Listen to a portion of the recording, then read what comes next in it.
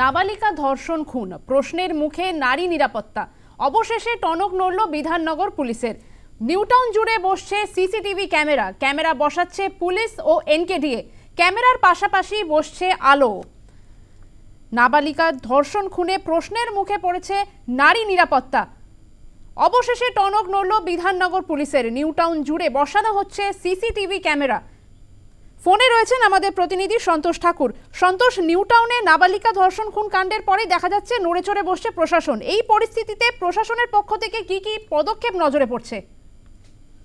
একদমই সোনালী, তোমায় জানিয়ে রাখবো কি নিউটাউনে যে মর্মান্তিক ঘটনা ঘটেছে, যার মধ্যে একটা নাবালিককে খুন করে ধর্ষণ করা হয়েছে, তার ঘটনা ঘটার পরই একটি টোটো চালককে গ্রেপ্তার করে নিউটাউন থানা।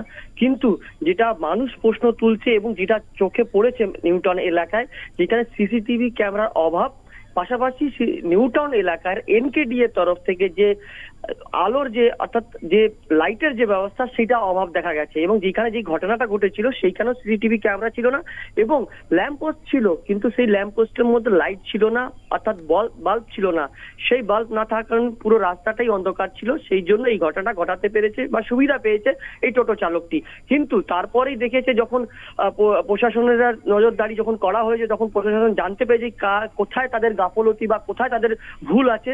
সেই ভুলটাকে শোধরানোর জন্য গতকাল রাত থেকে নিউটাউন থানার তরফ থেকে, পাশাপাশি নিউটাউনের যে এনকেডি এর অফিস তরফ থেকে বিভিন্ন জায়গায় সিসিটিভি ক্যামেরা বসানো হচ্ছে। তোমাকে জানাবো, এই যে লাউহাটি এলাকা, পাথরঘাটা, নিউটাউনের যে বেশিরভাগ এলাকা, যে জায়গায় খাল ধার থেকে বেশিরভাগ যে রাস্তা বেরায়, সেই এলাকার গুলো বেশি সিসিটিভি ক্যামেরা লাগানো হয়েছে। কেন কি সেই এলাকায় বেশি জনবল এলাকা এবং সেইখানে রাত হতেই মানুষদের যাওয়া আসা কম হয়। এবং তার পাশাপাশি যে আলো, একাধিক জায়গা দেখা গেছে নিউটাউন এলাকা যেখানে ঘটনা ঘটেছিল এই নাবালিকাকে খুন করে ধর্ষণ, সেইখানেও লাইট দেখা যায়নি বা ল্যাম্প পোস্ট ছিল কিন্তু আলো ছিল না সেই জায়গায়। সেক্ষেত্রে এবার ল্যাম্প বা লাইট বা ল্যাম্প পোস্টও বসানো হচ্ছে এনকেডি এর তরফ থেকে বা প্রশাসনের তরফ থেকে। সেক্ষেত্রে দেখা গেছে কি এলাকার বাসিন্দারা বারবার অভিযোগ তুলেছেন কি রাতের অন্ধকারে একাধিকবার চুরি হচ্ছে, ডাকাতি হচ্ছে, বারবার সমস্যার সম্মুখীন পড়ছেন নিউটাউনবাসীরা।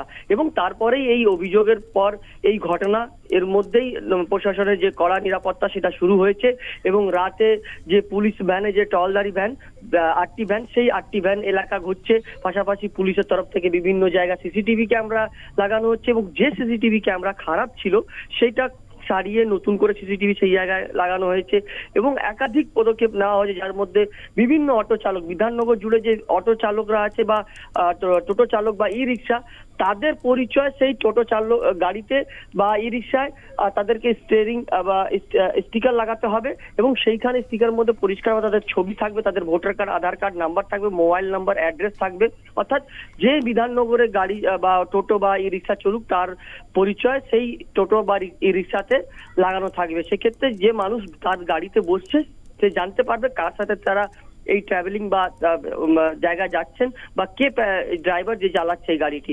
তার পাশাপাশি যে সিসিটিভি ক্যামেরা উদ্যোগ নিয়েছেন নিউটাউন থানা, পাশাপাশি প্রশাসনের তরফ থেকে, সেটা গতকাল রাত থেকেই এলাকায় অর্থাৎ নিউটাউন এলাকায় সেইখানে সিসিটিভি ক্যামেরা লাগানো হচ্ছে এবং আলোর যে লাইটের যে ব্যবস্থা সেটাও দেখা হচ্ছে নিউটাউন থানা বা প্রশাসনের তরফ থেকে। সোনালী, ধন্যবাদ সন্তোষ। আমাদের সঙ্গে ফোনে ছিলেন প্রতিনিধি সন্তোষ ঠাকুর।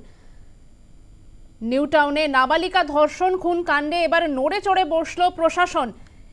বসানো হচ্ছে ক্যামেরা এবং সিসিটিভি ক্যামেরা এবং লাইট। নিউটাউন জুড়ে বসানো হচ্ছে সিসিটিভি ক্যামেরা, বসানো হচ্ছে আলো।